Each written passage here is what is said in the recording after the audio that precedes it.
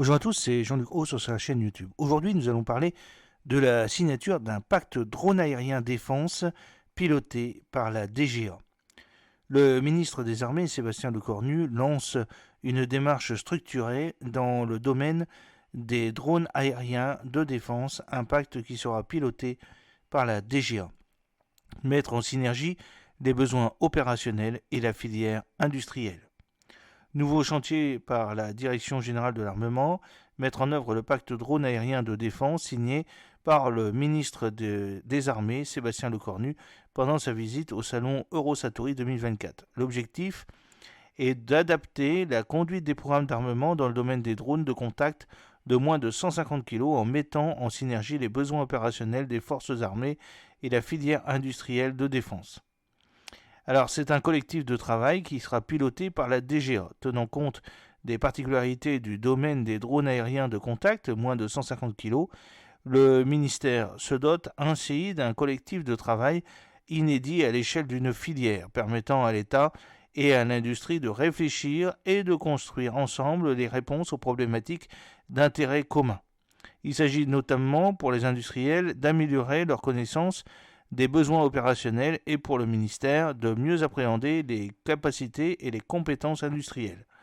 Le tout piloté par la DGA via sa nouvelle direction de l'industrie de défense, la DID. Tout industriel français volontaire répondant aux critères d'éligibilité pourra souscrire au pacte. Une représentation la plus large possible de la filière est recherchée. La feuille de route du GICAT et de la DIF. Ce pacte s'inspire directement des recommandations issues d'un travail mené en 2023 par le groupement des industries de défense et de sécurité terrestre et aéroterrestre, le GICAT, et de l'association du drone de l'industrie française ADIF, indique le ministère des Armées. La feuille de route proposée par le GICAT et l'ADIF formulait 20 recommandations dont les suivantes. Mettre en place des instances de concertation via un pacte drone défense entre le MINARM et une filière représentée par le GICAT et l'ADIF, pour qu'un vrai pilotage s'instaure au travers d'un dialogue régulier entre acteurs étatiques et industriels. Consolider et soutenir la BITD par une politique active de commande de produits en priorité sur l'étagère et mettant en place de nouveaux processus d'acquisition et de conduite de programmes dynamiques et réactifs, intégrant les contraintes de l'économie de guerre et encourageant les industriels à faire des développements sur fonds propres. Faire jouer la loi du marché pour faire émerger quelques champions nationaux en déclarant drone et MTO comme système souverain afin que la France puisse maintenir son autonomie stratégique dans ce domaine.